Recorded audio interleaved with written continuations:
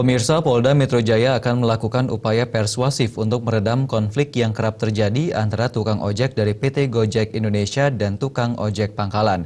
Kepala Bidang Humas Polda Metro Jaya M. Iqbal menghimbau agar kasus tersebut tidak terulang. Tukang ojek pangkalan diminta untuk bergabung dengan Gojek karena pendapatannya jauh lebih menjanjikan.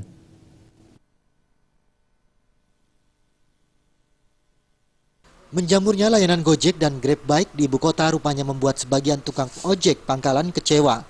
Di beberapa wilayah terdapat penolakan agar jasa ojek berbasis aplikasi itu ditiadakan.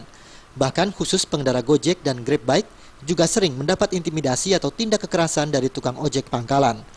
Bahkan salah satu pengendara Gojek ada yang dipukuli karena keberadaannya yang dianggap mematikan para pengojek lain. Menanggapi tersebut, pihak kepolisian daerah Metro Jaya akan berkoordinasi dengan Pemprov DKI Jakarta untuk menertibkan bisnis transportasi umum Gojek yang menuai pro dan kontra tersebut. Kepala Bidang Humas Polda Metro Jaya, M. Iqbal mengatakan terkait adanya pemukulan terhadap pengendara Gojek, pihak kepolisian telah memeriksa dari beberapa terduga pelaku.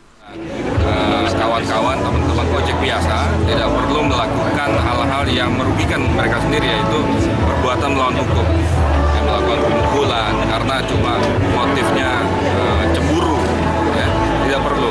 Malah mereka harusnya mendekat ke kawan-kawan Gojek, contoh yang baik, gitu kan? Tidak perlu berebut pasarnya, karena pasarnya pun lain, pasarnya beda itu, agak beda. Mungkin Gojek menengah ke atas, ini menengah ke bawah.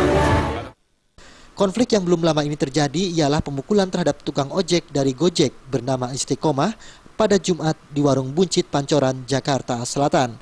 Istiqomah dipukul karena dianggap mengambil jatah tukang ojek yang mangkal di daerah tersebut. Dari Jakarta, Zikri Amin.